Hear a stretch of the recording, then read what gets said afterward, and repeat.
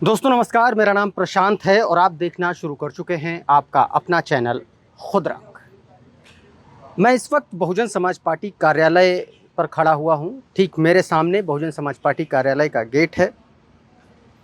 आज जिस मुद्दे पर मैं बात करने के लिए यहां पर आया हूं, खास तौर पर स्टूडियो से, वो बहुत इम्पोर्टेंट है क्योंकि सोर्सेस से जानकारी मिल रही है कि कुछ ऐतिहासिक होने वाला है। क्या ऐतिहासिक होने वाला है, क्या कुछ घटने वाला है, आज उन कयासबाजियों पर चर्चा करेंगे आपसे। अमूमन मैं अपने स्टूडियो से आपसे बातचीत करता हूं, लेकिन आज बिना किसी बैठक के, बिना किसी मीटिंग के अगर मैं बहुजन समाज पार्टी कार्यालय पर आया हूं तो इसका एक कोई मकसद है, कोई बहुत बड़ा कारण है और इसी वजह से मैं यहाँ पर खड़ा हुआ हूँ। दोस्तों, आप सभी को पता है कि उत्तर प्रदेश में 2027 के विधानसभा चुनाव की जो रूपरेखा है, जो रणनीति है, वो तमाम सारे सियासी दलों ने बनानी शुरू कर दी है, या यूं कहें कि बनानी शुरू करने से ज़्यादा बेहतर होगा कि उसका अब इम्प्लीमेंटेशन शुरू कर दिया है, उसका क्रियान्वयन शुरू कर दिया है अपनी अपनी रणनीतियों पर। और ये बात मैं इसलिए भी कह रहा हूं क्योंकि एक बयान सामने आया है उत्तर प्रदेश की राजनीति में। बहुजन समाज पार्टी में किसी दौर में बेहद मजबूत, बेहद ताकतवर रहे स्वामी प्रसाद मौर्य का एक बड़ा बयान सामने आया और बयान बहुजन समाज पार्टी में वापसी को लेकर के, बहुजन समाज पार्टी के साथ बहन कुमारी मायावती जी के साथ कंधे से कंधा मिलाकर के बहुजन शोषित वंचित समाज के हक में आवाज़ उठाने को लेकर के, बसपा के साथ या बसपा में वापसी को लेकर के। दोस्तों, स्वामी प्रसाद मौर्य ने एक मोर्चा बनाया है, लोक मोर्चा। पत्रकारों से बातचीत करते हुए स्वामी प्रसाद मौर्य ने एक बड़ा बयान दिया। स्वामी प्रसाद मौर्य ने अपने बयान में, जब पत्रकारों ने उनसे पूछा कि क्या आपके पास बहन कुमारी मायावती जी के साथ जाने को लेकर के या बहुजन समाज पार्टी में वापसी को लेकर के कोई ऐसा प्लान है या कुछ आप सोच रहे हैं उसकी तरफ, तो जो जवाब स्वामी प्रसाद मौर्य ने दिया वो चौंकाने वाला था और वो ये बता रहा था कि दरअसल स्वामी प्रसाद मौर्य जब हर दल से कहीं नहीं बनी तो एक बार फिर से स्वामी प्रसाद मौर्य बहुजन समाज पार्टी की तरफ टकटकी लगाए देख रहा है। और ये बात मैं इसलिए कह रहा हूं क्योंकि स्वामी प्रसाद मौर्य के बयान में उनकी ये मंशा झलकती है।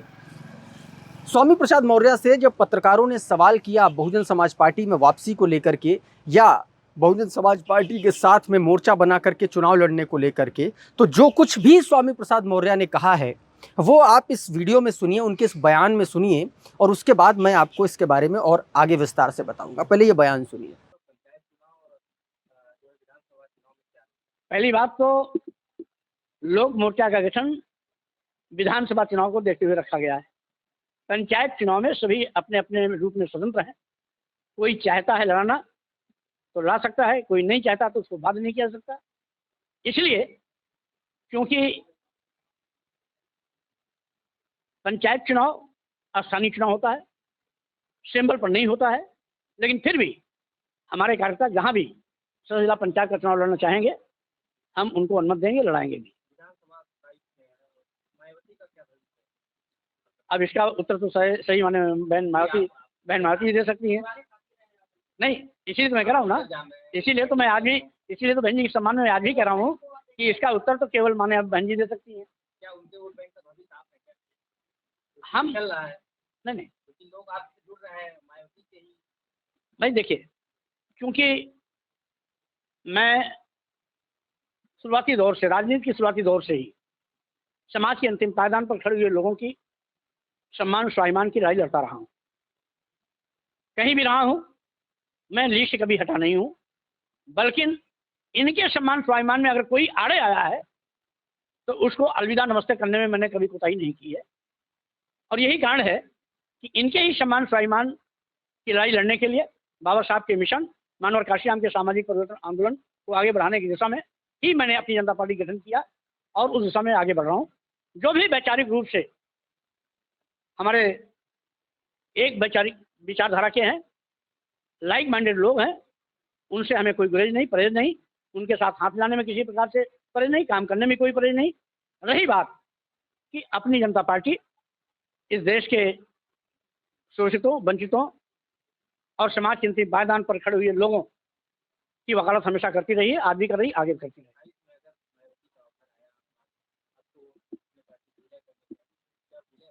अब बहरहाल पहली बात तो क्योंकि बीएसपी से अलग होने का कारण ही यही था कि मानिया बहन जी बाबा साहब के मिशन और मानवर काशियाम के सामाजिक परिवर्तन आंदोलन से किनारा कस लिया।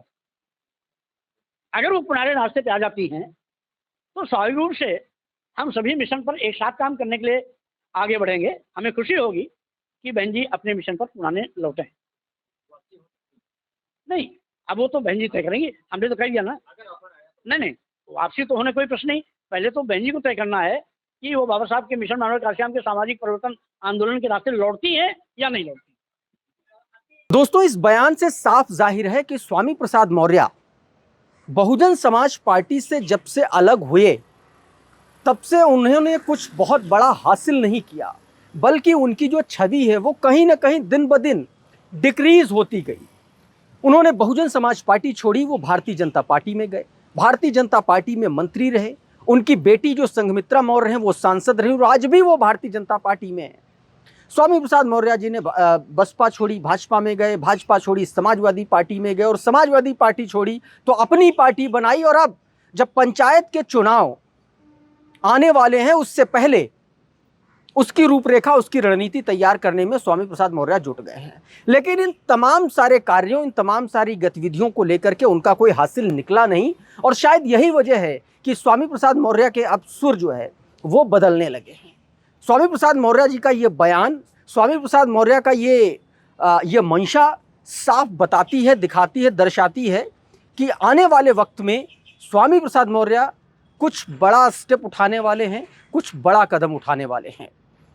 इसके अलावा दोस्तों एक और इंपॉर्टेंट बात आपसे मैं करना चाहता हूं। पहली, जो आकाश आनंद की जिम्मेदारी को लेकर के जो बड़ा डेवलपमेंट सामने आया बहुजन समाज पार्टी के भीतर, वो आकाश आनंद, मैंने आपको पिछले वीडियो में भी बताया कि आकाश आनंद को नेशनल कन्वीनर बना दिया गया है, राष्ट्रीय संयोजक बना दिया गया है और अब बहुजन समाज पार्टी में 6 नेशनल कोऑर्डिनेटर होंगे। 6 नेशनल कोऑर्डिनेटर का सीधा सीधा मतलब है कि बहुजन समाज पार्टी अब पावर के विकेंद्रीकरण की तरफ बढ़ रही है, यानी कि डिसेंट्रलाइजेशन की तरफ बढ़ रही है। यानी कि अलग अलग लोगों को अलग अलग इलाकों की जिम्मेदारी देकर के एक मजबूत मॉनिटरिंग का जो स्ट्रक्चर है वो बहुजन समाज पार्टी तैयार कर रही है। और ये इस वक्त का जो समय है, चूंकि उत्तर प्रदेश का हाइपर लोकल इलेक्शन होने जा रहा है, पंचायत का चुनाव, और यही वो चुनाव होता है जहां से संगठन को मजबूती मिलती है, धार मिलती है, जहां पर व्यक्ति घर में बैठ करके जाता है और वहां पर लोगों को इन्फ्लुएंस कर सकता है। और इसीलिए ये कहा जा रहा है कि बहुजन समाज पार्टी की जो तैयारी है वो दरअसल पंचायत चुनाव से होते हुए विधानसभा चुनाव में एक मजबूत वापसी को लेकर के है। दूसरी तरफ स्वामी प्रसाद मौर्य का ये बयान देना बहुजन समाज पार्टी का हाइपर लोकल लेवल पर पंचायत के चुनाव में इतने बड़े स्तर पर तैयारियां करना, क्योंकि आप देखिए कि बीते 1.5-2 महीने में खुद विश्वनाथ पाल जी ने लगभग मेरे ख्याल से, अगर मैं गलत नहीं हूं तो 3 से 4 हजार छोटे मोटे कार्यकर्ताओं से लेकर के पदाधिकारियों तक की ज्वाइनिंग हुई। इसमें तमाम सारे ऐसे लोग हैं, या तो वो पंचायत के किसी भी आप कह सकते हैं कि इकोसिस्टम का हिस्सा रहे हैं, चाहे वो बीडीसी का हिस्सा हो, चाहे वो प्रधान का हिस्सा रहे हों, या फिर जिला पंचायत का हिस्सा रहे हों, या फिर ब्लॉक डेवलपमेंट का हिस्सा रहे हों। हर कहीं ना कहीं वो लोग जो कभी बीडीसी रहे, कभी प्रधान रहे, या मौजूदा प्रधान हैं, या मौजूदा जिला पंचायत हैं, ऐसे तमाम सारे लोगों की ज्वाइनिंग हुई। आप श्रावस्ती की बात कर लीजिए, आप जौनपुर की बात कर लीजिए, इसके अलावा तमाम सारे और इलाके, जहाँ गोंडा की बात करिए, बलरामपुर की बात करिए, ये वो इलाके हैं जहाँ से भीम आर्मी के तमाम सारे पदाधिकारी बहुजन समाज पार्टी में शामिल हुए हैं। और वो पदाधिकारी जो या तो मंडल के महासचिव रहे, या तो मंडल के सचिव रहे, या तो मंडल के सोशल मीडिया कोऑर्डिनेटर रहे, यानी कि भीम आर्मी की एक तरीके से कह सकते हैं उनकी बैकबोन को डिस्ट्रिक्ट लेवल पर तोड़ने का काम बीते 2 महीने में बहुजन समाज पार्टी ने बखूबी किया है।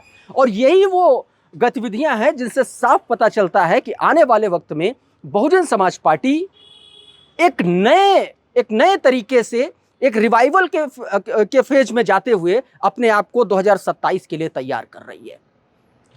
इस वीडियो में बहरहाल इतना ही। बहुत बहुत शुक्रिया, बहुत बहुत धन्यवाद। आप जुड़े रहिए आपके अपने चैनल खुद रंग के साथ। नमस्कार।